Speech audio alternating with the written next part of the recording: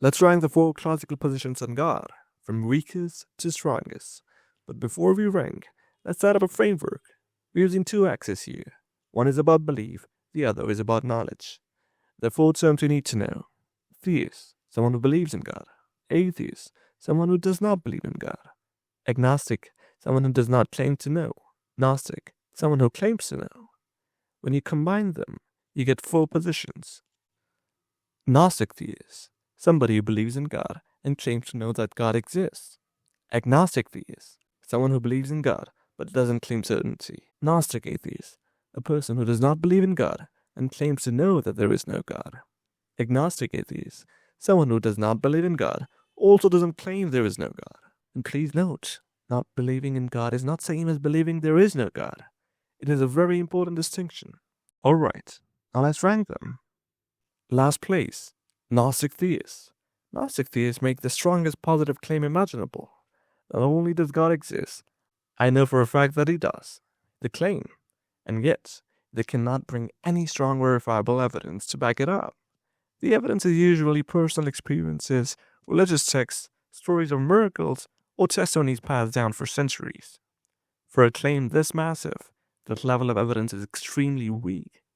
To me, this position leans heavily towards blind faith, and that's why it ranked last. Third place, perhaps surprisingly, Gnostic atheists. Gnostic atheists say, there is no God, and I know that. This is still a positive claim, just in the opposite direction. They usually rely on lack of evidence, scientific progress, or contradictions in religion. But here's the problem. We know that absence of evidence is not the evidence of absence. You can doubt gods, but you cannot prove that no metaphysical entity exists at all. The only reason this ranks above Gnostic theism is simple. Denying a metaphysical entity is far more reasonable than asserting one, since we have no good evidence for anything metaphysical yet. So Gnostic atheists get the third place. Second place, Agnostic theists. Agnostic theists say, I believe in God, but I don't claim to know. And honestly, this is already miles better than Gnostic theism. They admit uncertainty, they don't pretend to have proof, they're not making universal claims. But they still believe in a metaphysical entity without strong evidence. So even though they're more honest intellectually, the belief itself still lacks support. That's why I rank agnostic theism higher than both Gnostic positions, but not at the top.